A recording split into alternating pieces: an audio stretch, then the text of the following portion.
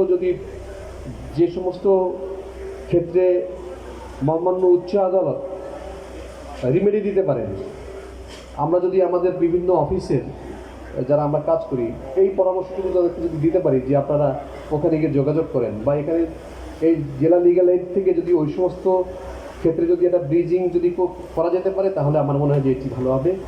আর একটা কাজ আছে আমাদের যারা আমরা প্রশাসনে কাজ করি, সেটা হলো নতুন করে আমরা কোনো জটিলতা তৈরি করব না। অর্থাৎ আমি এমন একটা কাজ করলাম যে বিভিন্ন রকমের আইনের লঙ্ঘন টঙ্ঘন হয়ে একটা একটা প্রবলেম ক্রিয়েট হয়ে গেল। তো এটি না করা হলো গিয়ে সমাজের একটা বড় ধরনের উপকার করা, যে আমি পারলে অতীতের যে যদি কিছু ভুল ত্রুটি থাকে, ব্যত্যয় থাকে আইনের, সেগুলো আমি 2-4-5টা আমি সমাধান করে যাব, কিন্তু নতুন করে কোনো আইনগত জটিলতা আমি সৃষ্টি করব না।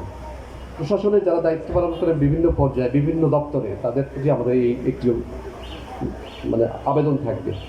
পাশাপাশি গণমাধ্যম কর্মীতে যারা আছেন, আপনাদের প্রতি আমাদের অনুরোধ যে আপনারা চেষ্টা করবেন যে বস্তুনিষ্ঠ এবং নিরপেক্ষভাবে আপনারা যে সকল মানুষ প্রকৃত অর্থেই ক্ষতিগ্রস্ত হচ্ছে তাদের বিষয়টি বিজ্ঞ আদালতের আপনারা নজরে আনবেন। আইনজীবী যারা আছেন, আমরা আশা করি যে আপনারা এই টোটাল কার্যক্রমকে আপনারা সহায়তা করবেন। আমাদের আগামী দিনের ফেনীর যে টোটাল যে গভর্নেন্স সিস্টেম, গভর্নেন্স ব্যবস্থা, এটি সুন্দর হোক, সফল হোক, মানুষের উপকার হোক। আমাকে এখানে দাওয়াত দেওয়ার জন্য আমি আমাদের বিচার বিভাগীয় কর্মকর্তা এবং বিজ্ঞ সিনিয়র জেলা ও দায়রা জজ মহোদয়কে আমি ধন্যবাদ জানাই। আমরা ভবিষ্যতেও আপনাদের পাশে আছি এবং পাশে থেকে আমরা এই রাষ্ট্র ব্যবস্থাকে কার্যকর করতে ভূমিকা রাখবো। ধন্যবাদ সকলকে। আসসালামু আলাইকুম।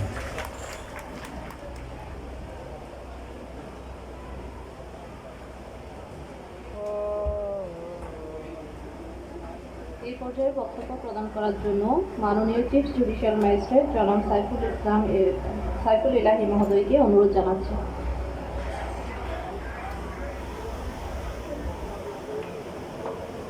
জাতীয় আইনগত সহায়তা দিবস 2025 উপলক্ষে আয়োজিত আজকের এই আলোচনা সভায় উপস্থিত সম্মানিত সভাপতি, জেলা লিগ্যাল এইড কমিটির মাননীয় চেয়ারম্যান, মাননীয় সিনিয়র জেলা ও দায়রা জজ মহোদয়, নারী ও শিশু নির্যাতন দমন ট্রাইব্যুনালের মাননীয় বিচারক মহোদয়, সম্মানিত জেলা প্রশাসক, পুলিশ সুপারের সম্মানিত প্রতিনিধি, সম্মানিত আইনজীবী সমিতির সভাপতি, বিজ্ঞ বিচারকবৃন্দ, বিজ্ঞ আইনজীবীবৃন্দ,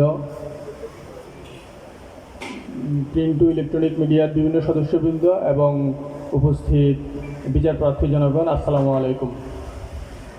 আমরা এই আলোচনা সভার শুরুতে একটা ডকুমেন্টারি দেখেছিলাম। সেখানে আমরা দু একটি গল্প শুনেছি, দু একটি কাহিনী বা গল্প, আসলে বাস্তব ঘটনারই গল্প। সেই ঘটনাগুলার সমাপ্তিগুলো ছিল খুবই মধুর, খুব সুন্দর কিছু সমাপ্তি হয়েছে। তো সেই প্রত্যেকটি গল্পেই কতগুলো চরিত্র ছিল। আমরা আজকে এখানে যারা উপস্থিত হয়েছি, আমরা চাইলেই সেই চরিত্রগুলা আর ভূমিকা নিতে পারি। যেমন একটা গল্প, প্রথমে একটা মহিলার সে একটা বাচ্চার কাস্টডি নিয়ে সম্ভবত কোনো প্রবলেম হয়েছিল। তো সেখানে একজন আইনজীবীকে দেখা গেছে যে একদম শেষে উনি ক্লায়েন্টকে জড়িয়ে ধরেছেন।